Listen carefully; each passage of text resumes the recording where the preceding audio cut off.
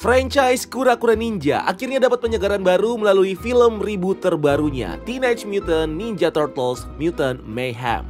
Film ini berhasil membawa vibes baru yang unik dan fresh, membuat para Turtles jadi lebih relatable karena penuh dengan referensi pop culture kekinian yang bikin reboot kali ini terasa berbeda dari film atau series TMNT sebelumnya. Nah, dengan film ini menjadi reboot dan pembuka era baru franchise TMNT, pastinya ada banyak clue yang ditunjukin buat kelanjutan ceritanya. Dan kabarnya, sequelnya juga udah dikonfirmasi nih. So, seperti biasa, bakal kita breakdown dan menjelaskan ending dan credit scene dari TMNT Mutant Mayhem di video ini. Tapi sebelumnya, spoiler warning dulu buat kalian yang belum nonton film Teenage Mutant Ninja Turtles: Mutant Mayhem, karena yang bakal kita bahas adalah full plot dan juga ending dari ceritanya. Tapi kalau kalian udah siap buat spoiler, langsung aja bareng gue Rian, let's explore this universe.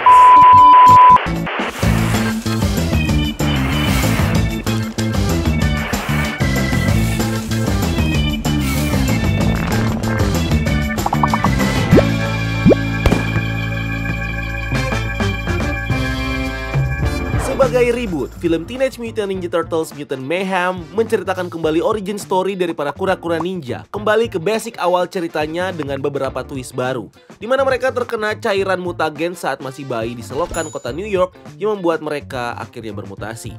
Cerita film ini dimulai dengan Cynthia Utrom, CEO dari perusahaan Techno Cosmic Research Institute atau TCRI, yang mengirim satu skuadron untuk memburu seorang ilmuwan buron bernama Baxter Stockman. Stockman telah menciptakan mutagen yang bisa mengubah hewan menjadi mutant humanoid. Stockman mau memakai mutagen ini untuk membentuk keluarga hewan mutantnya sendiri. Dimulai dengan ciptaan pertamanya, seekor lalat rumah yang menjadi mutant Superfly. Tapi TCRI mau menggunakan mutagen ini untuk membuat tentara super. Stockman diserbu oleh Strike Force suruhan Utrom di laboratoriumnya dan terbunuh dalam sebuah ledakan. Sementara itu, mutagennya ada yang jatuh ke selokan di New York City. 15 tahun kemudian, 4 kura-kura bersaudara, Mikey, Leo, Ralph, dan Donnie, dibesarkan oleh ayah angkat mereka, mutant tikus bernama Splinter. Mereka berlima berubah menjadi mutant humanoid karena terkena mutagen ciptaan Stockman yang jatuh ke selokan tadi. Mereka menyebut cairan mutagen itu sebagai ooze. Splinter memiliki trauma dengan pengalaman masa lalunya sebelum bermutasi. Dia dikejar dan diserang oleh manusia, membuat Splinter tidak mempercayai umat manusia. Dia melatih anak-anaknya dalam seni ninjutsu yang dia pelajari dari menonton kaset VHS. Splinter memerintahkan Turtles untuk hanya meninggalkan rumah gorong-gorong mereka untuk mencuri pasokan kebutuhan harian. Tapi sekarang para Turtles yang sudah remaja mengungkapkan keinginan mereka untuk hidup normal, berbaur dengan manusia, dan mencicipi dunia di atas sana, yang membuat Splinter ini marah dan kecewa. Dalam satu misi untuk mencuri persediaan, Turtles bersaudara mengalahkan kelompok penjahat untuk membantu mengembalikan skuter curian milik seorang remaja bernama April O'Neil. Akhirnya para Turtles mereveal keberadaan mereka dan menceritakan asal-usul mereka kepada April. April adalah seorang anggota jurnalis sekolah yang tengah memulihkan reputasinya karena pernah nggak sengaja muntah di depan kamera saat sedang melaporkan. Dia sedang menyelidiki serangkaian kasus pencurian aset TCRI oleh seorang penjahat misterius yang dikenal sebagai Superfly. Turtles bersaudara berencana untuk menghentikan Superfly dan berharap melalui pemberitaan dari April mereka akan diterima publik sebagai superhero. Mereka lalu menghadang sebuah truk yang mengangkut teknologi curian dan bertemu dengan Superfly di bawah jembatan Brooklyn. Turtles bersaudara terkejut ketika mengetahui bahwa Superfly ternyata juga adalah mutant, dan pemimpin geng mutant yang beranggotakan babi hutan bernama Bebop, badak bernama Rocksteady, kelelawar bernama Wingnut, aligator bernama Leatherhead, katak bernama Genghis Frog, tokek bernama Mondo, ikan pari bernama Rayfile, dan kecoa bernama Skambak. Nah, Turtles bersaudara ini excited banget ketemu dengan sesama mutant karena selama ini mereka mengira kalau mereka hanya sendirian. Mereka bonding dan menjadi akrab dengan Superfly dan anggota gengnya. Superfly kemudian menjelaskan bahwa mereka adalah mutant ciptaan Baxter Stockman yang berhasil melarikan diri saat penyergapan 15 tahun yang lalu. Mereka selama ini menghindari kejaran TCRI dan tinggal di bangkai kapal tanker di Staten Island. Sama seperti para Turtles, geng mutant ini juga dibenci oleh masyarakat. Superfly yang sakit hati mencuri teknologi TCRI dengan tujuan untuk mempersenjatai ooze supaya bisa memutasi semua hewan liar di planet bumi menjadi spesies yang dominan yang akan memperbudak manusia. Setelah mendengar itu, Turtles bersaudara mencoba untuk menghalangi rencana tadi, tapi geng mutant berhasil melarikan diri dengan alat TCRI. Sementara itu, pelacak TCRI yang dipasang pada alat tadi itu jatuh kepada para Turtles, membuat mereka akhirnya tertangkap. Di markas TCRI, Turtles kembali sadar dan bertemu dengan Cynthia yang ngasih tahu mereka bahwa dia butuh darah mereka untuk membuat mutagen yang stabil dan membuat tentara super untuk menguasai dunia. Cynthia memulai mesin ekstraksi untuk memeras mutagen dari para Turtles secara menyakitkan. Tapi kemudian April datang dengan Splinter untuk menyelamatkan mereka. Splinter memarahi Turtles karena mereka tidak mematuhinya, menyuruh mereka untuk memperbaiki kekacauan ini dan menegaskan mereka untuk tetap tinggal di selokan tempat mereka seharusnya berada. Mereka lalu pergi bertemu dengan para mutant pimpinan Superfly. Di tempat persembunyiannya geng mutant ini, Splinter dan Turtles berusaha meyakinkan mereka bahwa rencana untuk mendominasi dunia tidak akan membuat mereka jadi lebih baik dari sisi terburuk manusia. Para anggota geng mutant ini lalu bersama-sama membalik melawan Superfly dan menghancurkan mesinnya. Tapi usnya sudah terlanjur jatuh ke air, menggabungkan Superfly dengan berbagai binatang liar terdekat lainnya dan menjadi kaiju mutant raksasa Super Duper Fly dan menyerang kota New York. Splinter lalu mengakui bahwa dia salah dan tidak ingin menjadi penuh kebencian seperti Superfly. Splinter lalu memberikan dukungan ke anak-anaknya bahwa mereka bisa menghentikan monster Super Duper Fly dan membuat orang-orang mencintai mereka.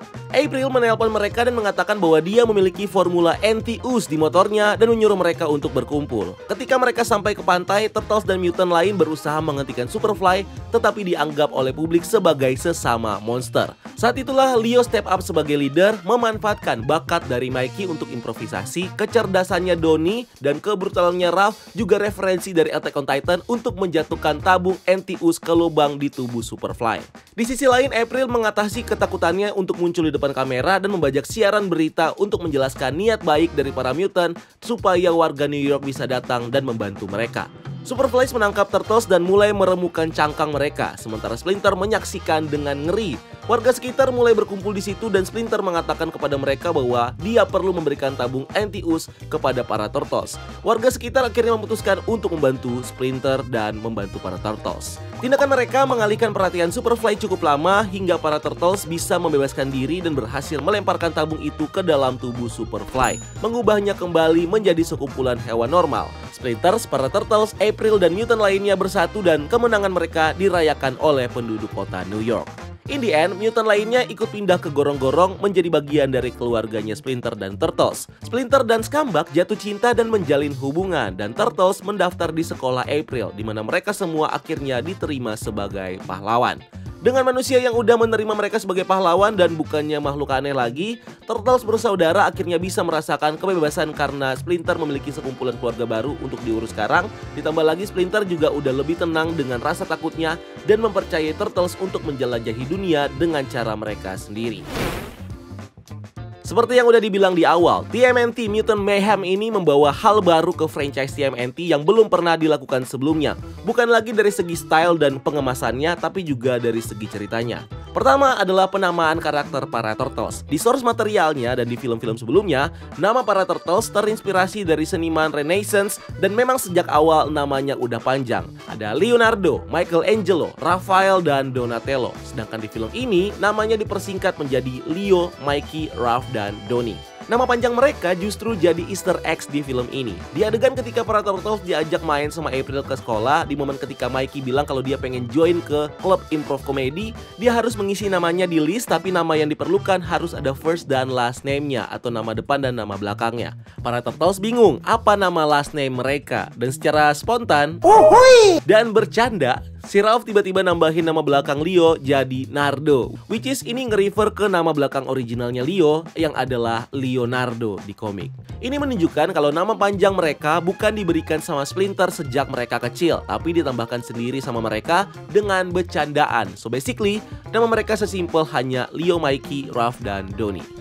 Kedua, film ini ada perbedaan cerita dari origin karakter-karakter mutant yang muncul, di mana karakter mutant di sini pure adalah perubahan dari hewan yang terkena serum us dan berubah menjadi hewan humanoid. Sementara kalau di source materialnya, kebanyakan karakter-karakter mutant yang muncul awalnya berasal dari manusia yang bermutasi karena serum dan kontak dengan hewan. Seperti Superfly yang originnya adalah Baxter Stockman yang bermutasi menjadi lalat mutant. Contoh lain seperti karakter Rocksteady dan Bebop yang juga awalnya adalah manusia yang akhirnya bermutasi jadi mutant badak dan babi hutan karena serum dan kontak dengan hewan itu. Sedangkan di film ini baik Superfly, Rocksteady, dan Bebop adalah hewan eksperimen yang diubah dari hewan biasa menjadi mutant humanoid oleh Baxter dengan serum us.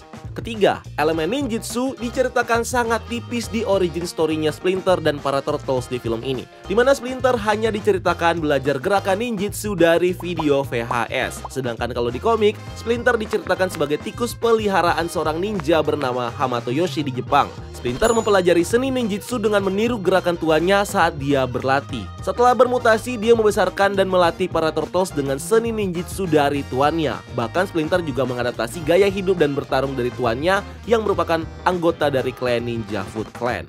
Tapi mungkin di film pertamanya aja kali ya, untuk bagian ninjutsunya nggak terlalu diperdalam. Mungkin di film keduanya nanti bakal lebih diperdalam lagi. Keempat, film ini kaya sekali dengan yang namanya Easter eggs, bahkan bisa cross multiverse. Dia bahkan bisa mengambil referensi dari anime dan juga dari Marvel. Dan salah satunya secara berani mengadaptasi elemen cerita core dari anime Attack on Titan, dimana ini terlihat jelas dari final battle antara para Turtles melawan Super Duper Fly. Para Turtles mengincar kelemahan dari Super Duper Fly yang berada di bagian tengkuknya, yang kalau dimasukkan Anti-Us bakal menetralkan transformasi mutant dari Super Duper Fly. Di Attack on Titan ini mirip dengan kelemahan dari para Titan, yang di sini bisa dibunuh dengan memenggal tengkuk mereka, karena tengkuk ini merupakan titik vital di mana para manusia yang jadi origin Titan ini berada.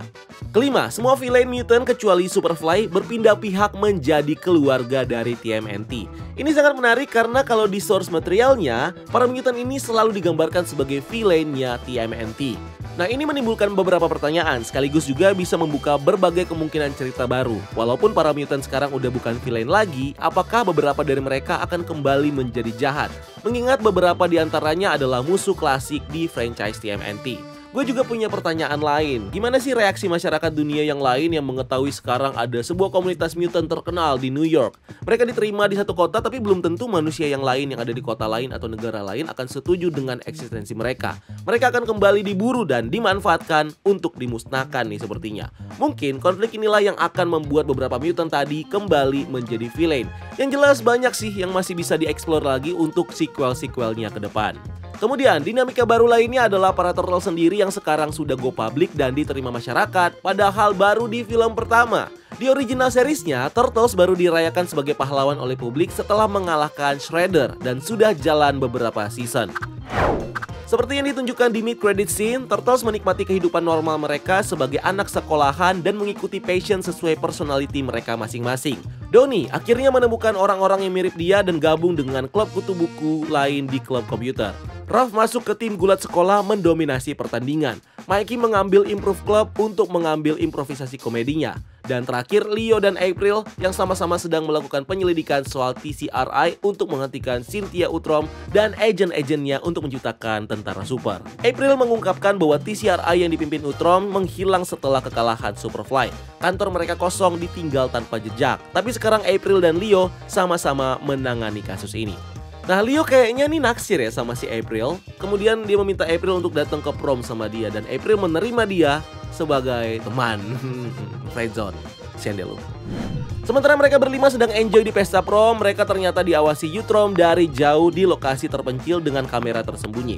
Utrom juga terlihat menangkap Superfly yang sekarang kembali jadi lalat normal. Utrom berencana untuk menangkap kembali para Turtles, tapi sekarang menangkap mereka akan jauh lebih sulit karena mereka sudah open ke publik. Para Turtles juga punya banyak teman dan dikelilingi banyak orang. Lalu seorang rekan konspirator menawarkan Utrom bantuan untuk menangkap mereka. Shot berlanjut menyorot sosok misterius yang memandang ke kota dari seberang sungai.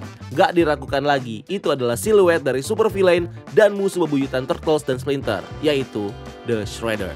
Nah, mungkin inilah nih kenapa para mutant dibuat bersatu menjadi keluarga besar Turtles dan Splinter.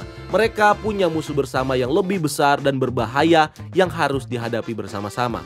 Masih misteri apa sebenarnya hubungan antara Utrom, TCRI dengan Shredder, dan gimana mereka bisa bekerja sama untuk mengurung para mutant sehingga bisa diambil mutagennya nanti.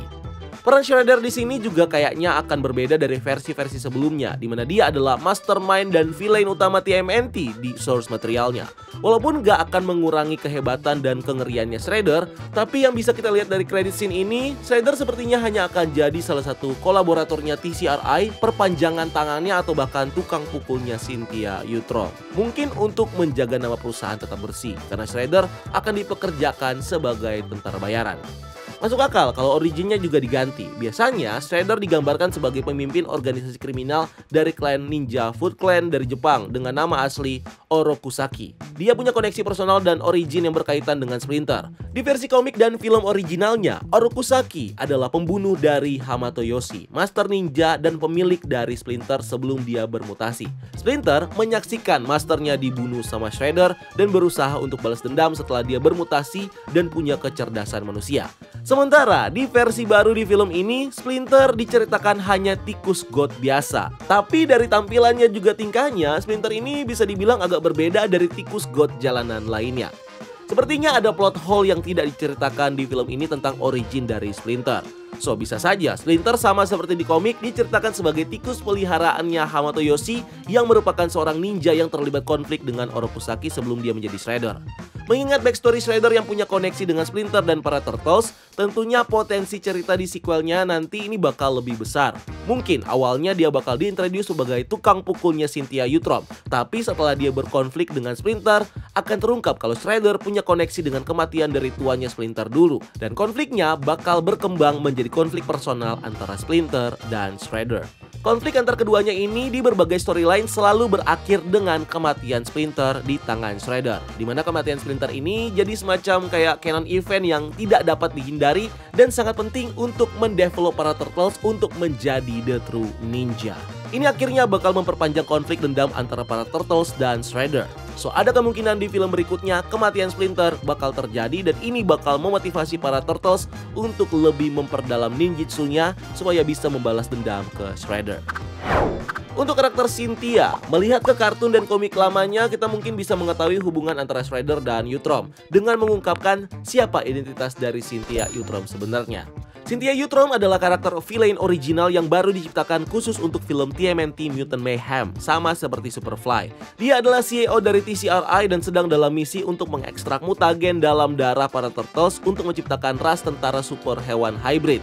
Walau Cynthia adalah karakter baru dan gak punya versi lain di kartun atau komik TMNT, dia mungkin bisa dikaitkan atau mungkin versi baru dari villain populer lain di franchise TMNT. Nama belakang Cynthia adalah Utrom. Utrom sebenarnya adalah nama ras alien berbentuk otak dengan kaki tentakel yang aneh. Mereka hidup di antara manusia tanpa diketahui dengan menyamar menggunakan robot humanoid yang mereka kendalikan dari bagian perut. Villain terkenal di franchise TMNT yang merupakan bagian dari ras ini adalah Krang. Selain itu, perusahaan TCRI di komik juga merupakan gedung samaran yang sebenarnya adalah markas rahasia Utrom yang jatuh di planet bumi sejak sekitar tahun 1960-an. Selain dari semua koneksi yang udah disebutkan tadi, ada juga petunjuk visualnya. Kalau kita melihat kembali tubuh robot klasik berwarna kuning dan perak punya Krang dari kartun originalnya, terlihat jelas bahwa setelan bisnis Cynthia dibuat berdasarkan desain tersebut. Dari bentuk kacamata, skema warna baju, dan juga sepatu, sampai rambutnya yang menjulang seperti antena. Kemungkinan menunjukkan bahwa Cynthia ini bisa jadi adalah versi perempuan robot yang dikendalikan oleh Krang atau antagonis dari ras alien Utrom yang lain. Tapi di film ini diceritakan kalau Baxter Stockman awalnya bekerja untuk Cynthia di TCRI untuk membuat serum US, dan tujuan Cynthia adalah untuk membuat pasukan super soldier dari serum ini yang nantinya bakal dijual. Ini jelas berbeda dengan source materialnya yang sepertinya tujuan karakter ini diubah supaya cerita dari filmnya menjadi lebih logis dengan menceritakan Cynthia sebagai businesswoman yang orientasinya adalah bisnis dibanding menceritakan Cynthia sebagai alien Utrom yang berniat untuk men-take over bumi. Tapi bisa juga sih dengan tentara buatannya dia bisa untuk men-take over bumi. Nah, buat kalian yang penasaran dan gak sabar buat ngikutin kelanjutan ceritanya, tenang aja karena akhir bulan Juli lalu Variety mengkonfirmasi kalau Mutant Mayhem gak cuma akan dapat film sequel tapi juga akan dapat serial TV. Sequelnya udah dalam tahap pengembangan oleh Paramount Pictures dan Nickelodeon Movies, sementara serialnya masih tahap planning. Series ini direncanakan berjalan 2 season yang akan berfungsi sebagai jembatan antar filmnya, berlangsung di antara peristiwa film Mutant Mayhem dan sequelnya yang akan datang. Serial spin-off animasi 2D ini akan berjudul Tales of the Teenage Mutant Ninja Turtles dan akan tayang di Paramount Plus. Menurut deskripsi resminya, Turtles bersaudara akan menghadapi tantangan yang berbeda dari sebelumnya karena Leo, Raph, Donnie, dan Mikey masing-masing akan pergi sendiri-sendiri untuk pertama kalinya menghadapi ancaman baru dan bekerja sama dengan sekutu lama. Masing-masing Turtles akan menemukan siapa jati diri mereka sebenarnya ketika saudara-saudara mereka tidak ada di sisi mereka. So mungkin akan didevelop lebih dalam lagi bagaimana para Turtles ini akan mencari jati diri mereka dan melihat ke arah yang lebih ninjutsu seperti yang terjadi di film-film sebelumnya. So itu dia semua hal yang bisa kita jelasin dari plot dan ending dari film ini. Menurut kalian gimana nih filmnya? Tertarik nggak buat ngikutin ekspansi franchise TMNT yang baru ini? Kalau kalian punya pendapat atau teori, please tulis di kolom komentar di bawah dan ayo kita diskusi rame-rame. Thank you udah nonton video ini dan jangan lupa untuk like video ini dan subscribe sebagai bentuk dukungan kalian buat channel ini. Follow kita juga di TikTok dan di Instagram Breakdown.Universe biar kalian nggak ketinggalan karena kita juga bikin konten menarik di sana. Dan jangan lupa lakukan satu kebaikan hari ini. See you on the next video. Gue Rian, until next time. Keep exploring the multiverse.